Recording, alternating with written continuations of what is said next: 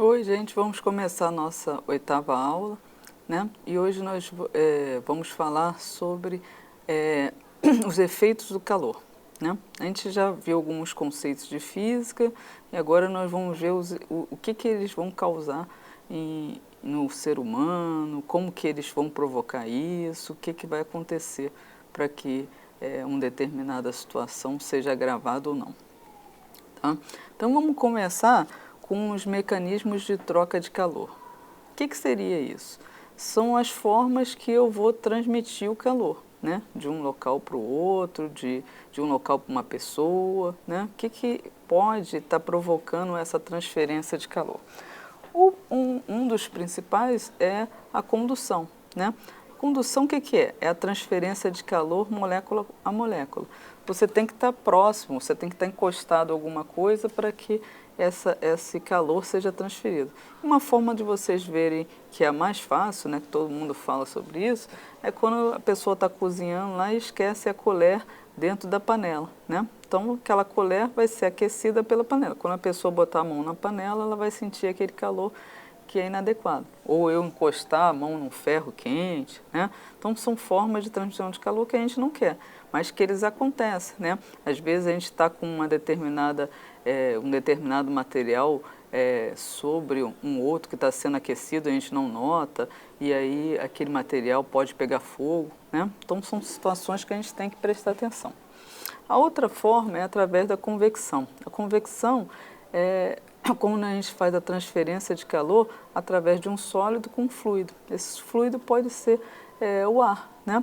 Então, você tem essa transferência de calor, o ar normalmente aquecido ele vai subir.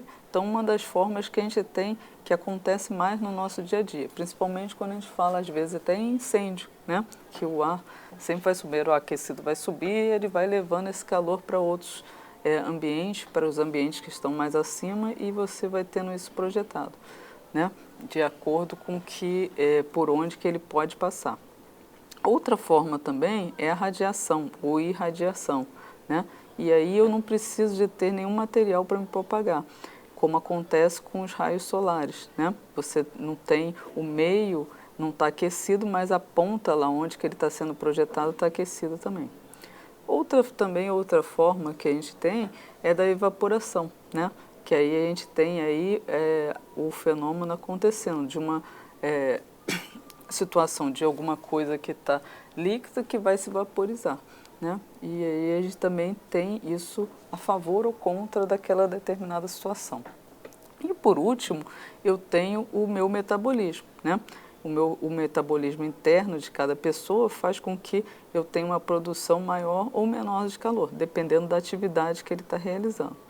Tá? Então, essas formas a gente tem são mecanismos de troca de calor. E como que é só isso que acontece dentro dos determinados locais ou existe influência de outros fatores?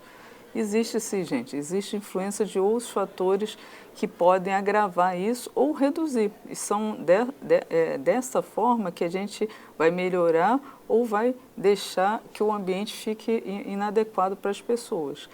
Então, o que seriam esses fatores? Um deles a gente acabou de falar, é a temperatura. A gente está falando de calor, então se eu tenho diferença de temperatura, eu tenho essa transmissão de calor. Então, a temperatura vai influenciar mesmo. Então, o que acontece? Se eu tenho um ambiente e esse ambiente está aquecido, o que acontece com aquela que está mais aquecido que o ser humano, que uma pessoa? O que acontece com aquela pessoa? Ele vai ganhar calor, né? E às vezes de forma inadequada.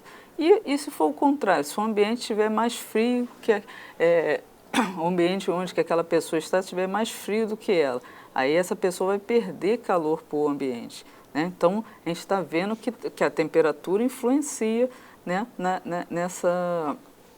nessa possibilidade daquela exposição ao calor. Agora, seria que é só a temperatura? Não, né? Então, nós temos também a umidade relativa do ar que vai influenciar. Então, o que seria essa umidade relativa? O ar fica saturado, fica cheio de água, né? Então, quando um determinado trabalhador está fazendo uma atividade física maior, o que vai acontecer? Ele vai estar suando.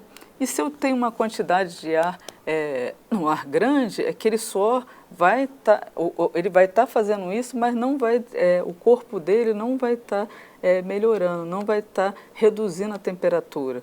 Por quê? Porque aquela água que está sobre ele, com a pele dele, não está deixando que o suor faça com que a temperatura seja reduzida. Então está influenciando. Então é melhor, às vezes, um calor muito grande, uma temperatura muito grande, mas com a umidade do ar baixa, do que o contrário. Quando a umidade do ar está muito alta e o calor nem é tanto, a pessoa sente mais. Então a gente tem que trabalhar com isso e a gente tem instrumentos para medir isso que vão facilitar a vida do trabalhador, para ver se a umidade está adequada, se eu posso fazer alguma coisa em relação à umidade que vai melhorar. Só para vocês terem ideia, a gente se preocupa muito com os equipamentos e os equipamentos vêm, os fabricantes já vêm com tratamentos adequados para o equipamento e a gente às vezes não se preocupa com a pessoa. Então um ar-condicionado de um centro de processamento de dados vem lá que você tem que umidificar, que tem que desumidificar.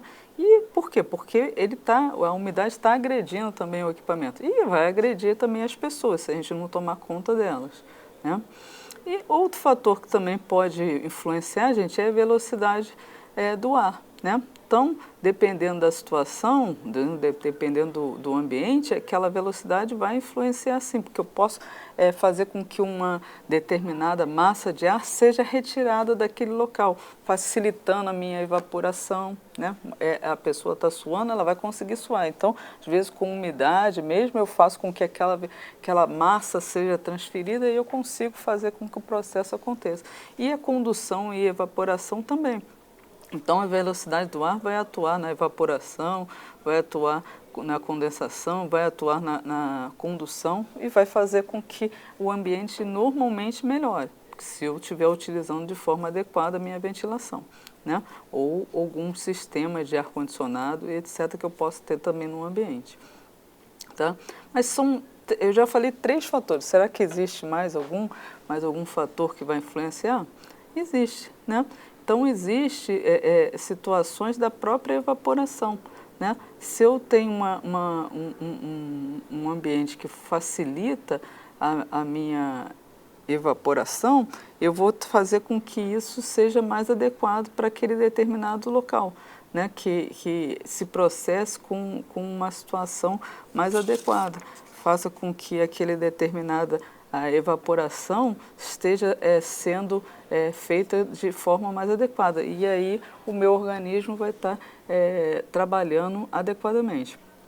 O outro item que vai colaborar também é o calor radiante. O calor radiante, dentro de uma determinada situação, faz com que uma determinada pessoa que esteja exposta a ele aumente a temperatura. E isso não é adequado em certas situações, então eu tenho que também estar reduzindo. Mas se eu não tiver nenhum tipo de calor radiante no ambiente, o meu corpo, claro que em proporções mínimas, também irradia. Então eu posso estar fazendo um efeito ao contrário, estar irradiando para o ambiente. E por último, eu tenho o metabolismo, né? Então quanto maior a minha atividade física, mais aquecido vai ficar o meu corpo, e mais eu vou contribuir para que aquele calor que já está no ambiente seja maior e a pessoa sofra mais com isso. Então, quanto maior a atividade física, maior o calor daquele determinado local. Então, eu tenho que trabalhar com tudo isso, saber que tudo isso pode resultar num determinado local, para uma determinada pessoa. Para quê? Para que eu possa agir sobre esses fatores e melhorar as condições daquele ambiente, tá? E se eu não fizer isso? Se eu não tiver noção quais são os mecanismos de troca de calor e se eu não tiver noção quais são os fatores que vão influenciar esse ambiente, né? Que vão influenciar de forma positiva ou negativa esse ambiente. Aí, gente, eu vou ter as doenças. O calor vai estar agindo de forma que o meu organismo ou o organismo daquele trabalhador não esteja trabalhando de forma adequada. E vai trazer situações com que ele fique doente. Quais são essas situações? Primeiro, a gente tem que ver que nós temos no nosso organismo funções reguladoras para evitar essa situação, para fazer com que a nossa temperatura fique equalizada, fique em torno de 37 graus. Né? Mas se esses mecanismos reguladores não fizerem isso, a gente vai ter um problema de hipertermia. Né? Mas seriam esses reguladores?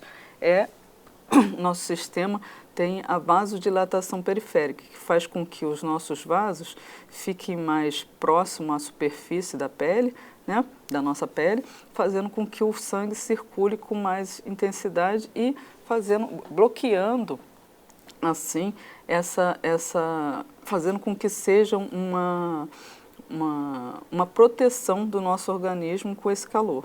E outra situação são as glândulas sudoríparas também, que vão fazer com que o nosso organismo, as nossas defesas sejam criadas, fazendo com que a gente sue, né, e faça com que aquele mecanismo também de calor externo não esteja fazendo alteração no nosso organismo. Agora, se esses dois mecanismos não forem superados, aí sim a gente vai ter problemas de saúde. Aí, um deles conhecido nosso é a exaustão pelo calor, né? Então a gente vai ter aí perda de água, a gente vai ter a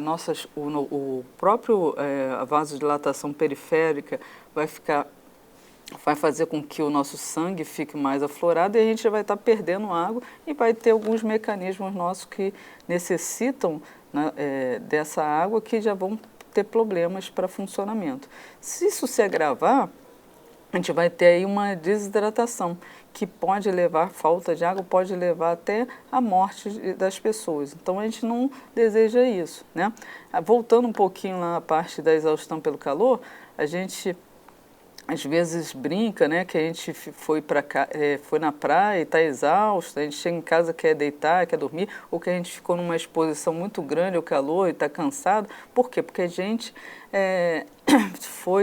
está sofrendo essa situação. Agora imagine você, em vez de estar caminhando ou estar na hora do seu lazer, você está trabalhando e produzindo calor internamente. Então aí os agravantes são maiores ainda.